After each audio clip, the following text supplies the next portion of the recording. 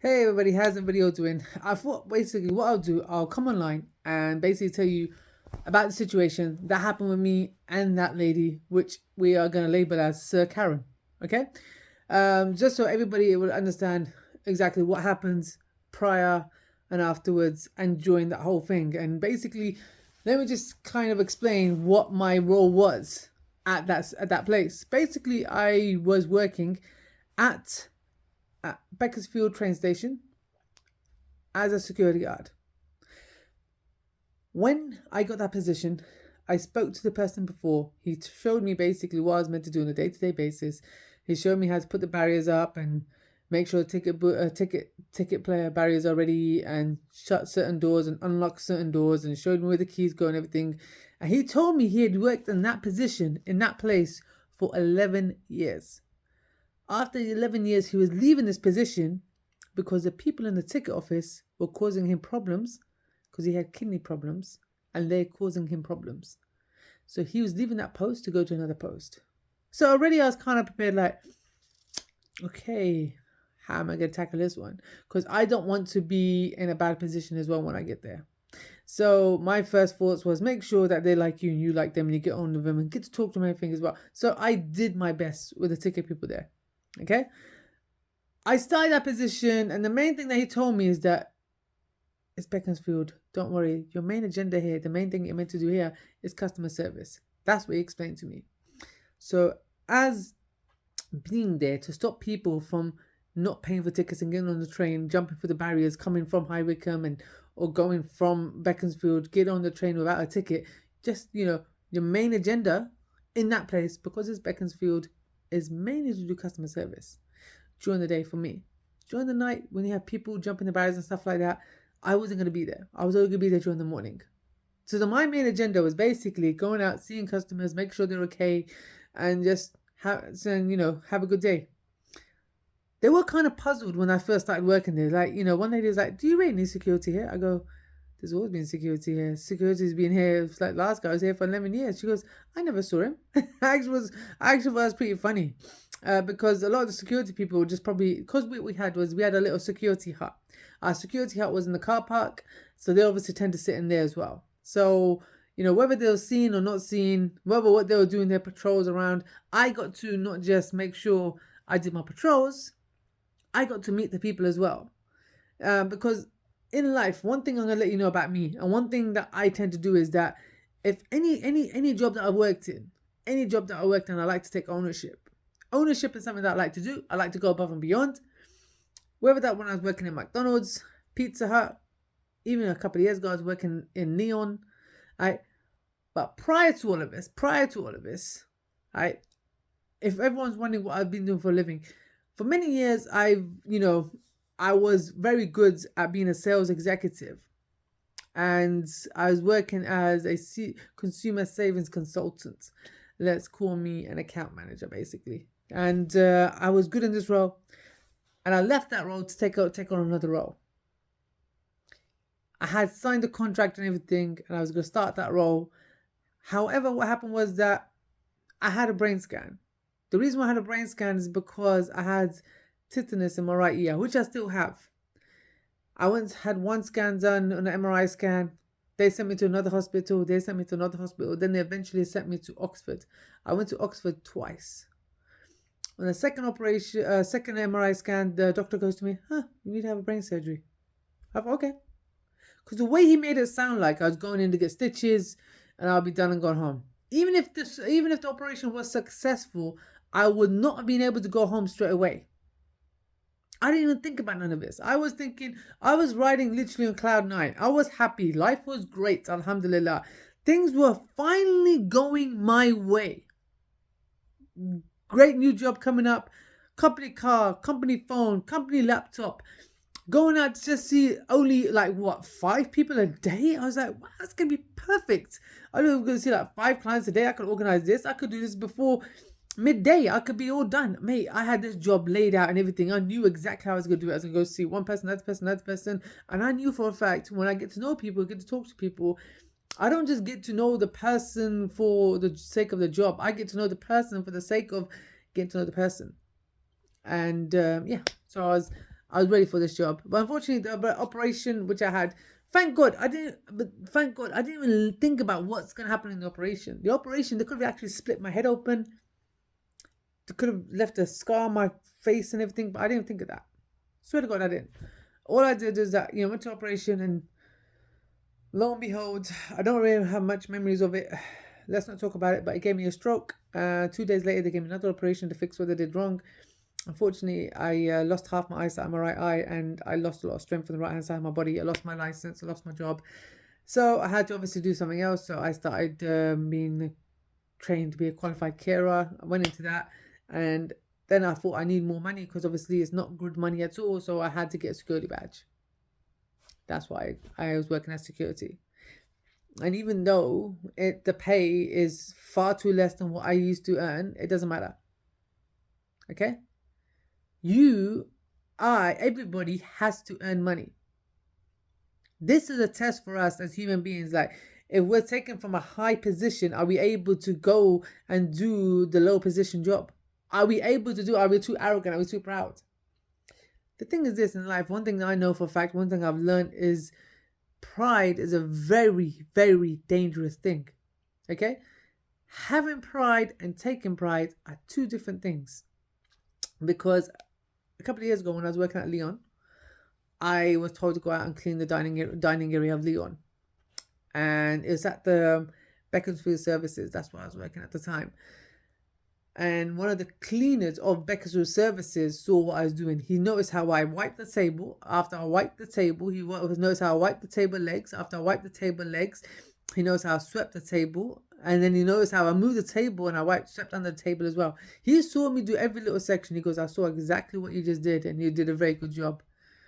I go, it doesn't matter to me what job I'm doing. I'm getting paid. I don't have pride, but I take pride in what I do. Having pride, taking pride, two different things. Make sure whatever you guys do, take pride in what you do, but don't have pride inside of you. Pride is a very dangerous thing. It runs into arrogancy, and then you could really trip up over yourself. So stay away from the arrogant side, and always make sure you have a good balance in your life. Because with balance, this is something that I found out a very long time ago. Balance is a very important thing.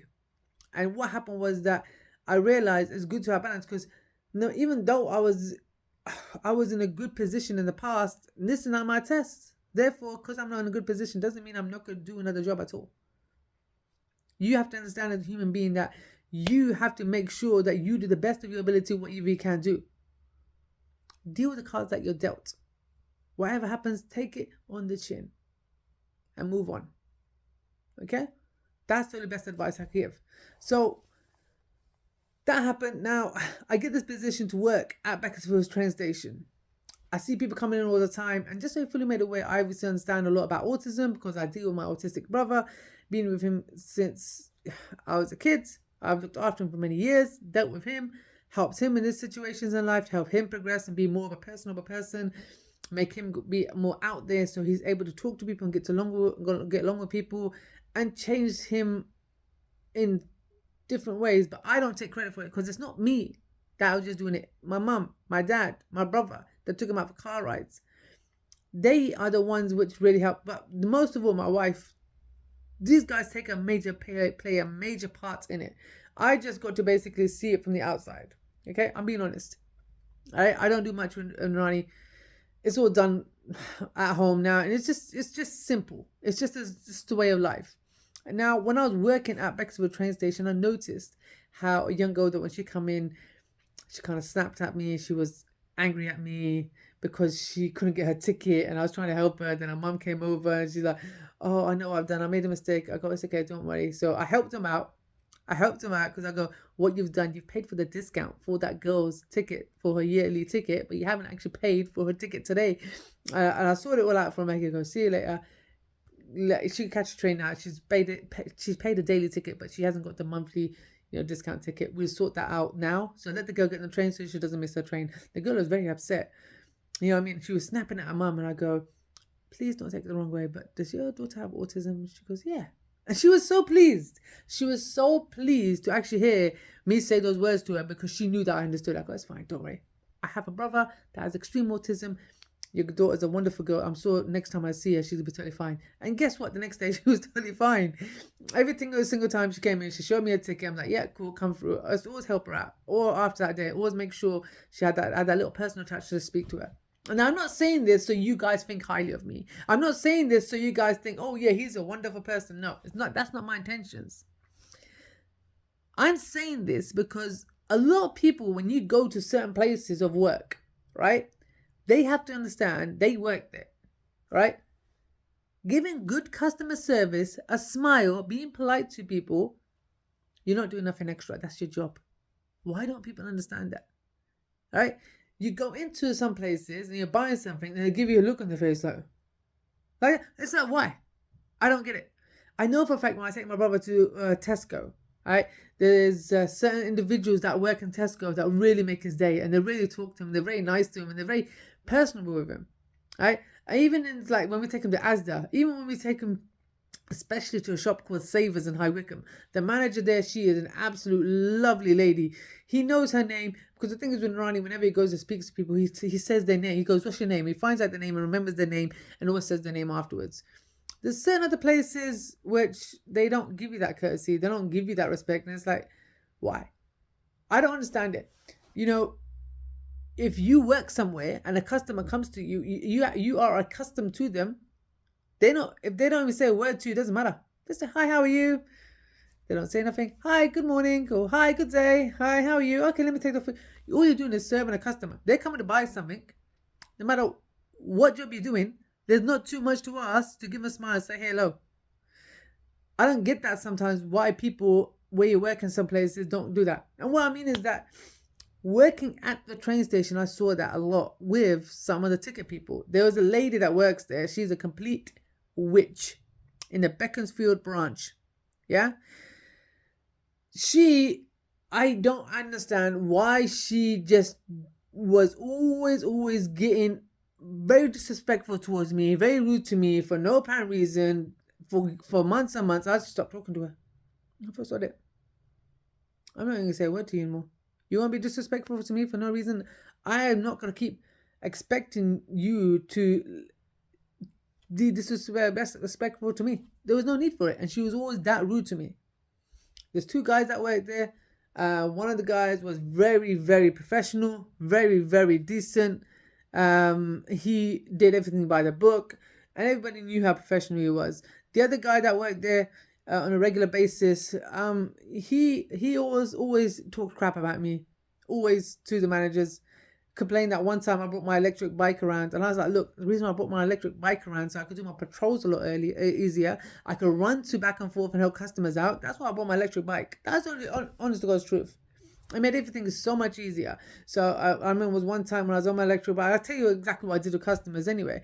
And then there was some part-time old Asian guy that was working there as well. And I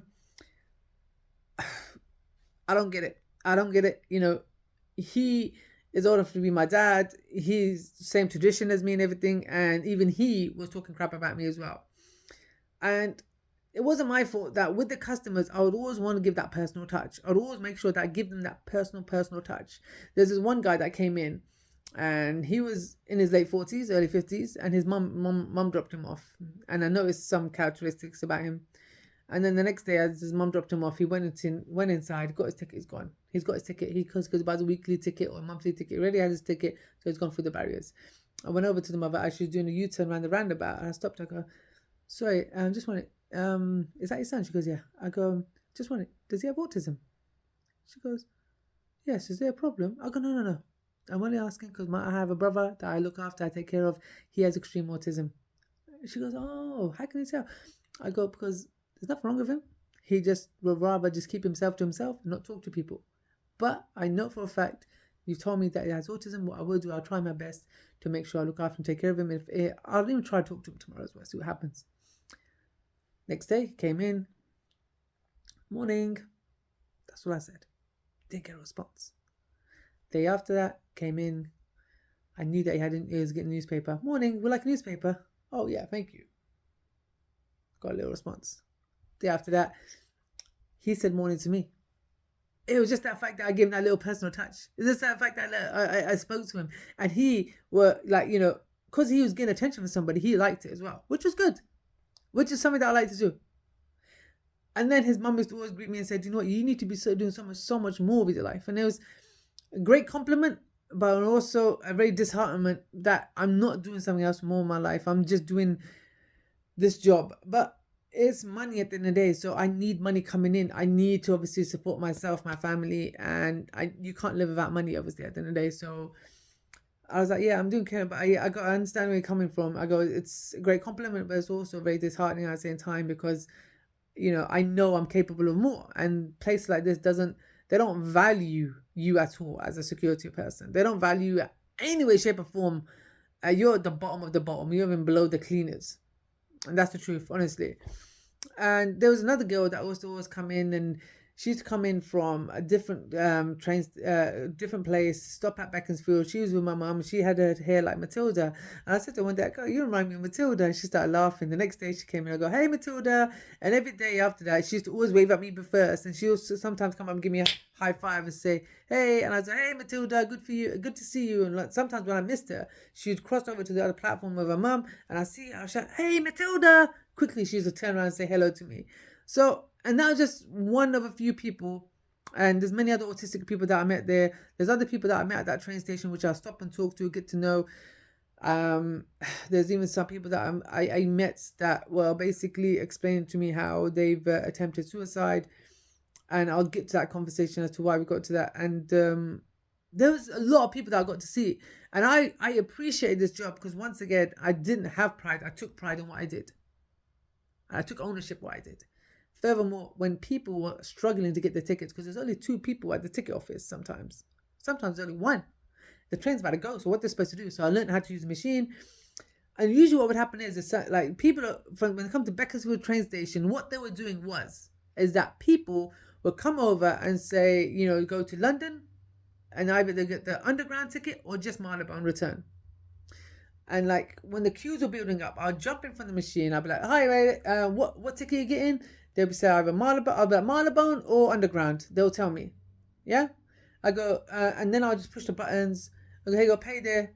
As they're doing their payment, I'll talk to the next person. "Hey, mate, what ticket?" Blah, blah, blah, blah, blah, blah. Okay, cool. By the time it gets there, he's got paid there. Because I've already set it up for him. And then the other guy, and then, "Oh, thank you so much." And it wasn't the fact that I wanted a thank you. I wasn't praising for a thank you. I wasn't doing it for that. I was just doing it with helping people out. See, there's one thing that I want everybody to get in their skull and understand this. A simple act of kindness creates an endless ripple. Okay? Let me say it one more time for you so you guys understand. A simple act of kindness creates an endless ripple. You guys have to understand, if you work anywhere, you will get a thank you or a praise, or someone will be like thankful that you're there. Right? If you help them. It won't cost you anything. Nothing to help somebody out. If you're working there, if you're there doing nothing anyway, and it's not going to cost you no money, it's not going to take much time. You're there anyway. Be nice and help people out. This one time, this woman was belting. I mean, she was running towards the train station. I knew she was going to go to London. And I thought, nah, she's missed the train. The train's just come in. She's got like 30 seconds. I thought, okay, let's just see what I can do. She can run in her suitcase. I grabbed her suitcase, put it over the barrier, start doing a ticket thing. I go, "Hey, go grab it 1 ticket, quickly run through, and I'll bring the other tickets out to you."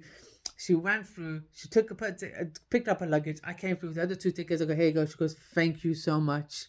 All right.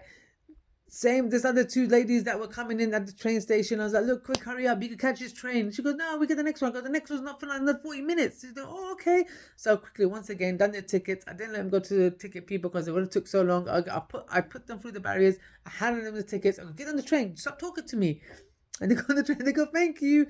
And the next time they came to the train station, they go, "When we was on the underground, I said to my daughter, if you didn't put us through those barriers, we still would have been in the Beaconsfield this time." So it's just me basically telling you this. I'm not telling you this to be boastful.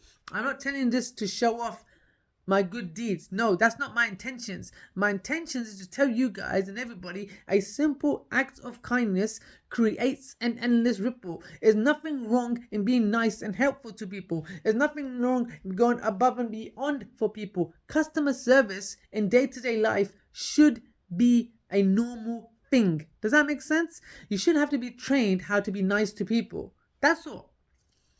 This incident with this lady still baffles me till today.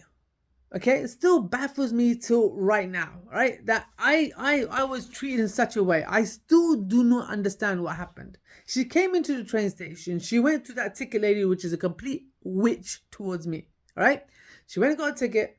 And on that day, I was so thankful that people now could sit in this glass room area, which is given out hot air conditioning. The reason why, at that time of year, it was the end of January time, it was cold. And finally, that room is now giving out hot air. I was telling every customer, hey guys, don't sit out on the benches, it's cold. Go sit in the end, it's nice warm in there. Some people are like, oh, thank you. Some people are like, I came running, I don't need that hot air. I'm like, okay, cool. So I basically just want to tell this lady, hey, do me a favor, do yourself a favor, go to the end, room's nice warm. That's what I want to say. I went, excuse me. And she had it back to me. I go, I thought she must be hard of hearing. I go, excuse me.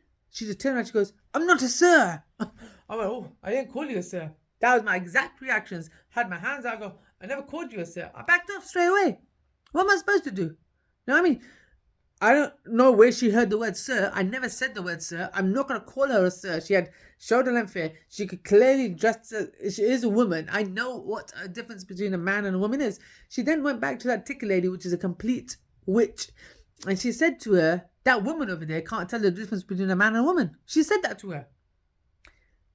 The ticket lady at that time should have realized that this person is being bad towards me, and she should have said something to her, and she should have called me over and said, is everything okay? If nothing's okay, if something's wrong, come back in the ticket office, because the ticket office is well protected. Customers can't get in there. I should have been called into there. That's what they should have done. That was their duty, to look after me as well. And as she was saying that to a lady, I go, I'm not a sir. I'm not a lady. She called me, I am a sir. She called me, she goes, that woman over there can't tell the difference between a man and a woman. And I was like, I didn't know what to do. So anyway, I thought, forget it. I went onto the platform area. She's staying there in that ticket area. I just walked away from her because I thought, no need for this confrontation. All right? And I spoke to a couple of customers. I go, do you hear that? She go, yeah. You never called her sir. People heard that.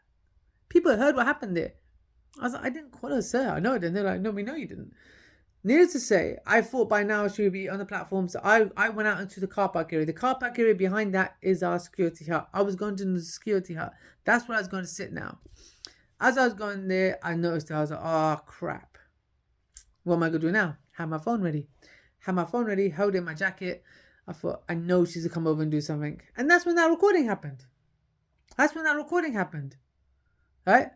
I was like, I never called you sir. All of a sudden, she comes out with you're misogynistic, you're sexist, you don't like women, you don't like white women, you don't like living in England. I was like, what the hell was this coming from? Right? Then she goes, leave me alone. I'm like, I am leaving you alone, but you're on my face. You're coming up to me. I'm not coming up to you. What's going on here?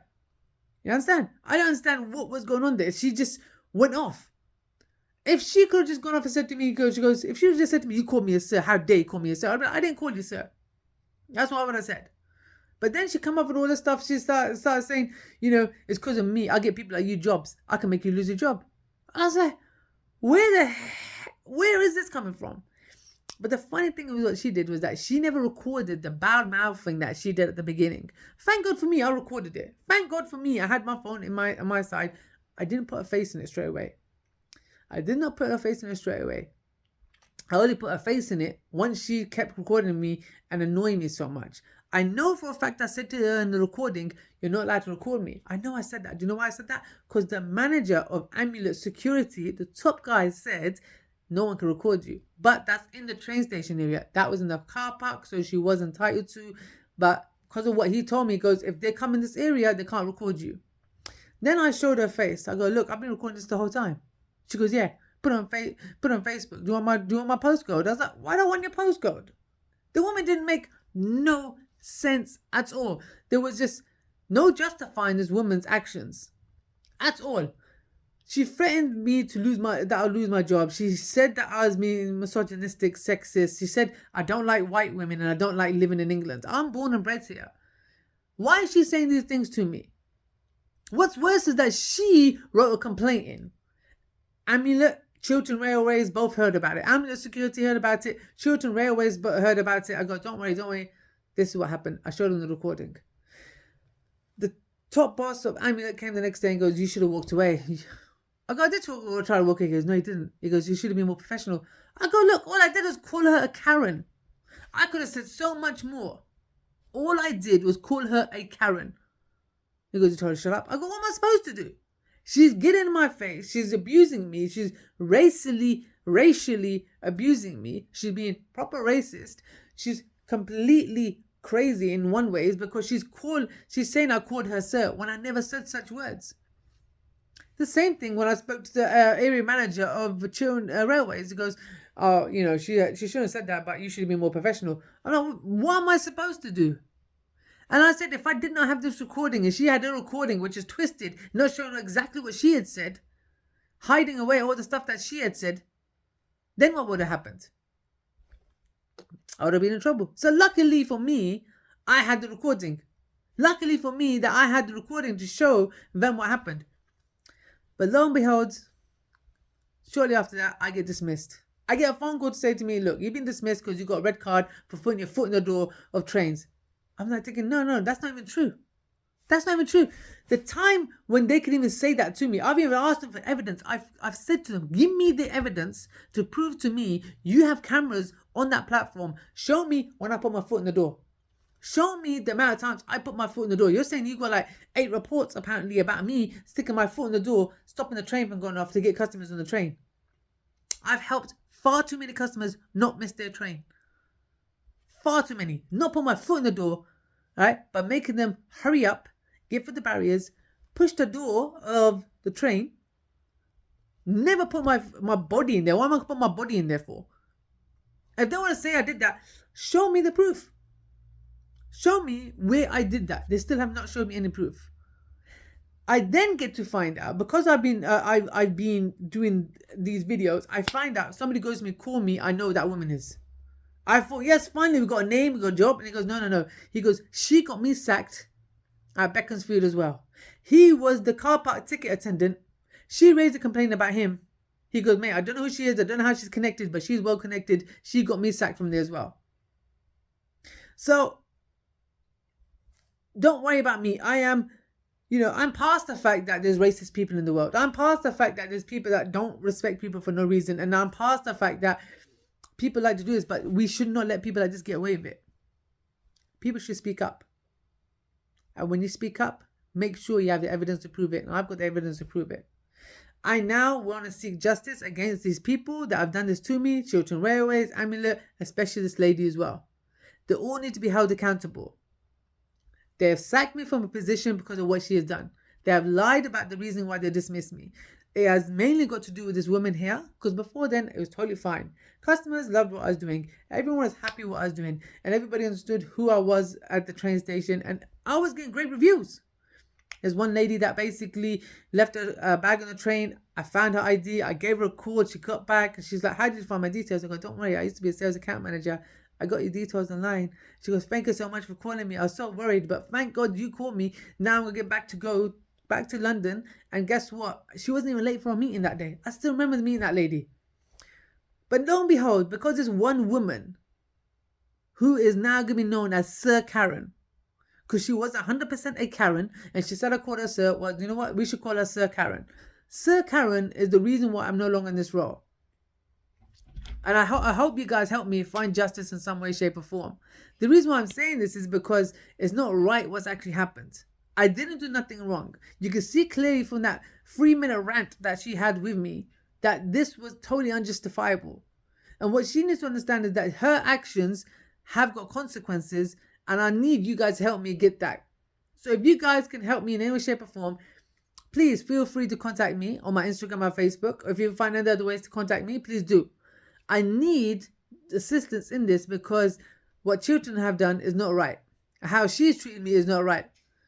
If the shoe was on her foot and it was just that one recording she had, I don't know where I would be today. But needless to say, I've got the recording, I've got the truth out there. I hope you guys understand, spread the word, and show everybody exactly what's going on. I will be in touch with you guys to let you know any updates, and I really appreciate you guys' time. Take care, everybody. I'll see you guys all soon.